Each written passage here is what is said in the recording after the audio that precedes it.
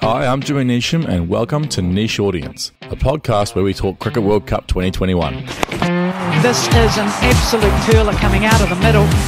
We'll introduce you to the people who are going to make it happen and talk to the players who are focused on emulating New Zealand's only World Cup victory at home in 2000. This is going to be huge for cricket and for New Zealand, and it's going to be here before we know it, so let's get into it. Oh, brilliant, caught and bowled, diving away to her right. It's 9 months until the month-long tournament kicks off, when the world's top 8 women's cricketing nations will descend on New Zealand. In this first episode, I'm talking to the Kerr sisters, Amelia and Jess. These extraordinary young White Ferns stars come from a strong cricketing lineage and have stamped their mark on Wellington cricket, and I have a bit of a bone to pick with them.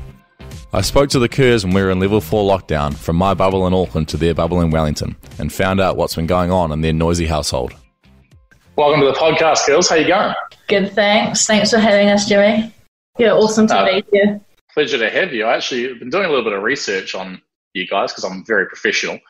I didn't actually realise you guys were part of such a sort of strong Wellington cricket family. Obviously, both your parents playing for Wellington and also your grandfather playing for Wellington and for New Zealand as well. So do you feel a little bit of pressure being the newest kids on the block with all that to live up to?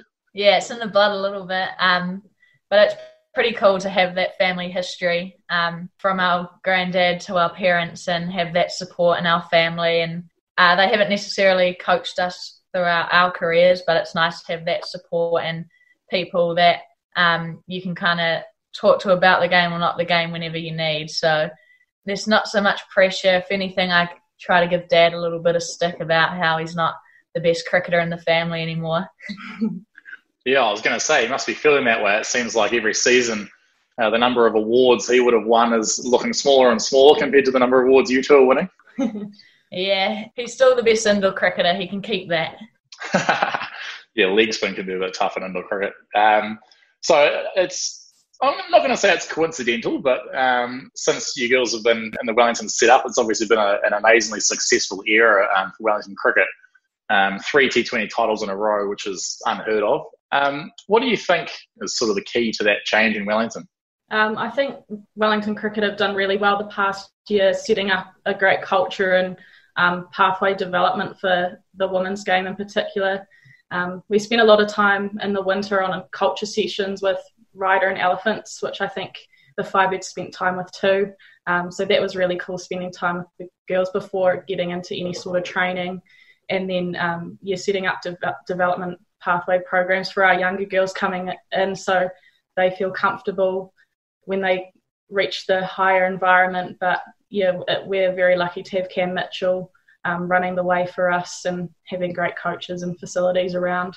Yeah, Jess, and you this season, you've been around the setup for a little bit, but this season you obviously had a massive breakout year, top wicket taker in the Super Smash with 20.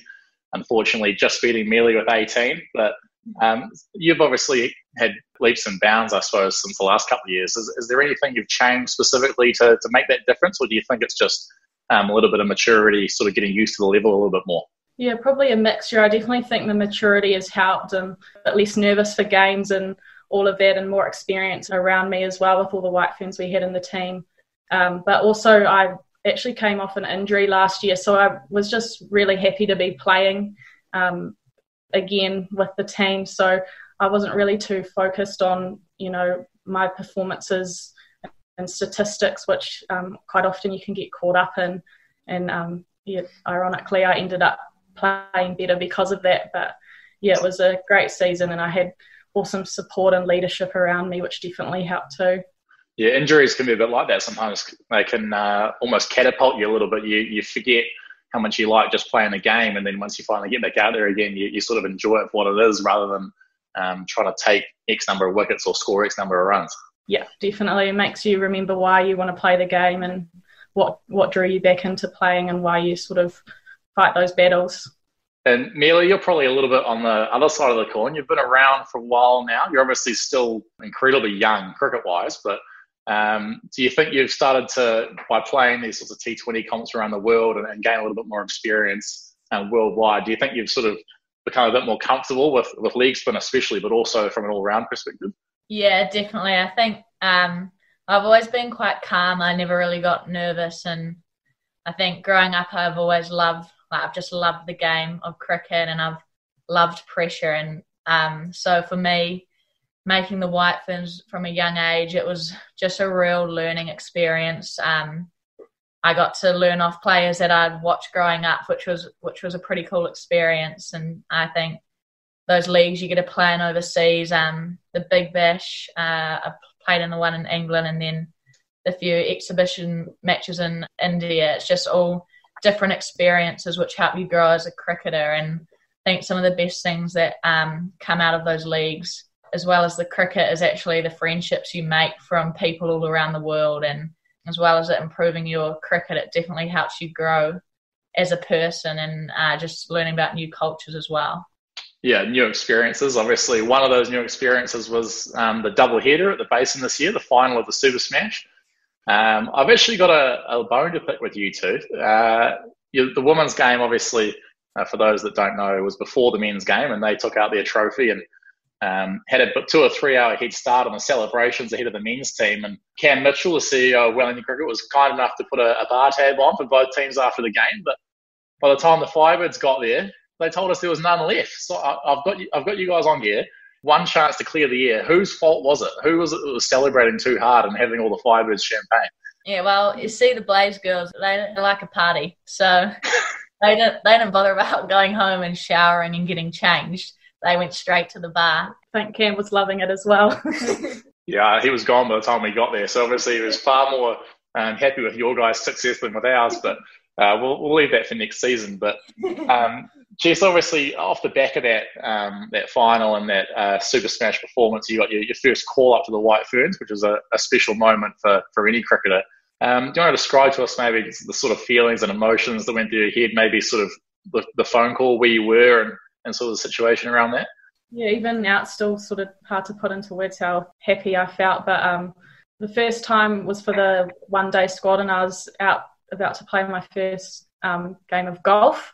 Didn't end up playing golf because I was making a few phone calls to family, giving them the news, which was pretty special. And then the second time was, I think it was the day after this Super Smash final actually, and it was whether I was packing for a 10-day New Zealand tour or packing for potentially 2 months for a World Cup. So that news was really special again to hear from Bob, that sort of everything just sunk in, and that moment it sort of felt real.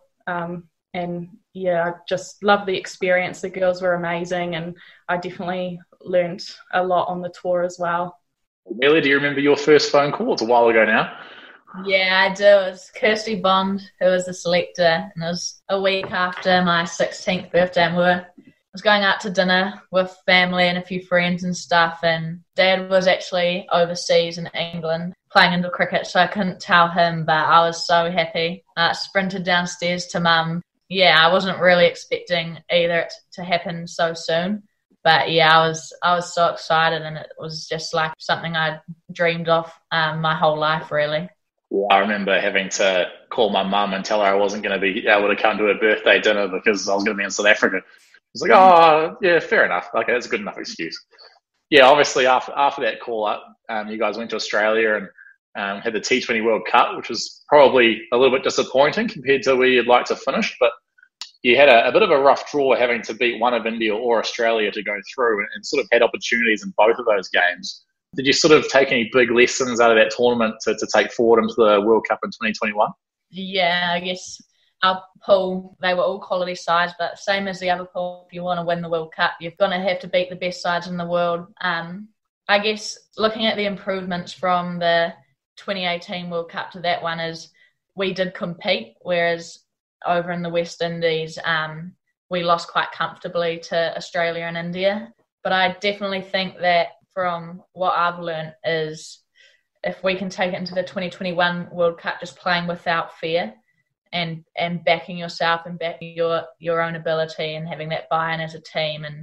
And if you look at how Australia play and all of them and that aggressive style, I think that sometimes like you go into the nets and you're hitting the ball really well and you're doing all of this, but then sometimes out in the middle you play within yourself. So I think a big thing is having that belief and playing without fear and hopefully with a big winter of training and a few more series potentially, we can start building that belief up as a unit with a great group of players and support staff. Yeah, T20 can be a bit like that sometimes. You see trainings and batsmen go into trainings and play 1 million shots and get out 10 times and you sort of think, you guys do realise you have to bat for like 15 overs properly. And then you only get that little 5 overs at the end. So I think the same thing happens in our team as well. Sometimes guys play differently in the game than in the nets. And is there any way you think to rectify that? Make people run laps if they get out in the nets? Yeah, in the past we've done a few like scenarios, and if you get out, you're out, and you have to unpad and then pad up again. So that is some things you can do in training, but I think also a lot comes down to self-responsibility and knowing what you want to get out of the training session. And sometimes it's preparing for the game, sometimes it might be practicing a certain shot. So there's a little bit of your own responsibility as well, but sometimes I think consequence does help that. And potentially, are you going to be up the order a little bit? Because I was getting a haircut actually, watching the India White Ferns game, and you looked like you had it in the bag, but you just ran out of time. Yeah, batting's something I've always done.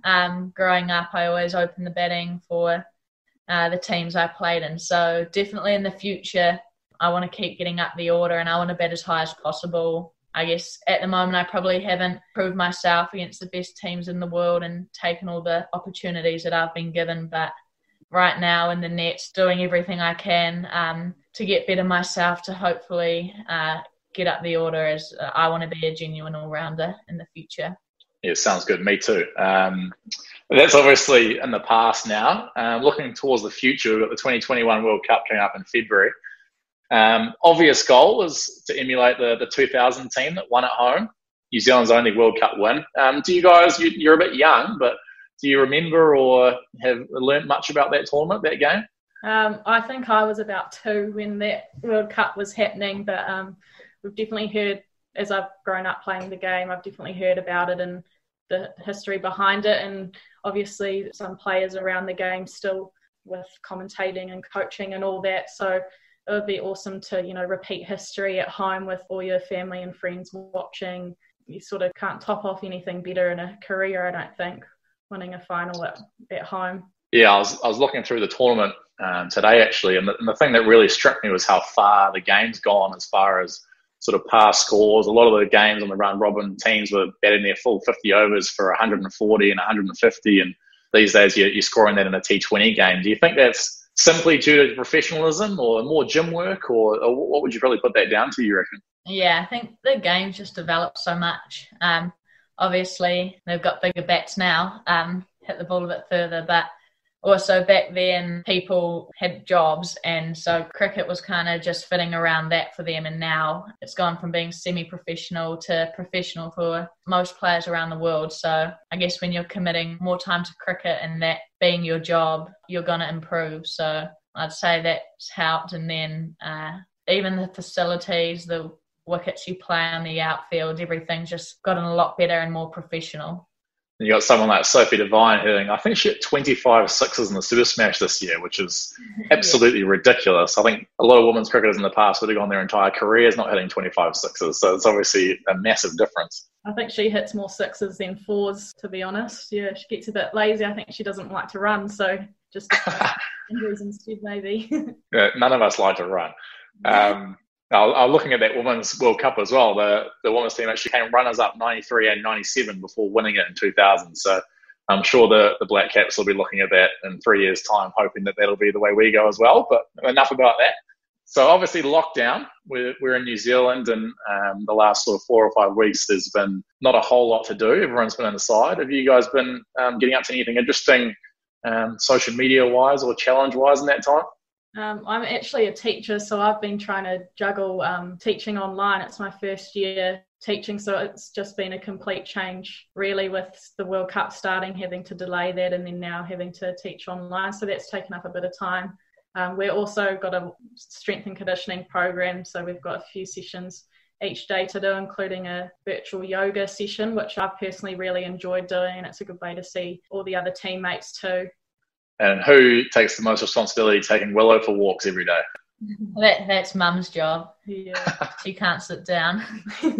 Have you guys taken the opportunity to get away from the game a little bit? Obviously, it was a long season, a big season. Or have you been sort of trying to stay keyed in and trying to keep training? Yeah, I think for me, coming home from that T20 World Cup, it's kind of inspired me and given me even more motivation to train. So just in the backyard with Dad and stuff, I've been getting him to throw balls to me every day. So I think his shoulder's a bit sore, but and all the fitness stuff, it's a good time to really focus on your fitness and try to stay injury free. So I've been trying to keep up with my cricket fitness, but then also in lockdown there's still other things to do, and I'm studying online as well through Massey, and Jess is playing the piano a bit.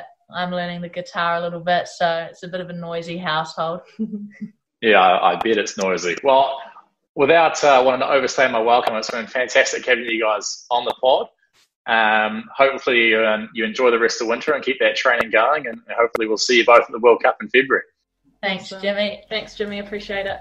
Go enjoy some scones. That's episode 1 of Niche Audience, a podcast brought to you by Locker Room and Cricket World Cup 2021. Thanks to my guests, Amelia and Jess Kerr. Our producer was Paul Endicott and executive producer Suzanne McFadden. See you next time.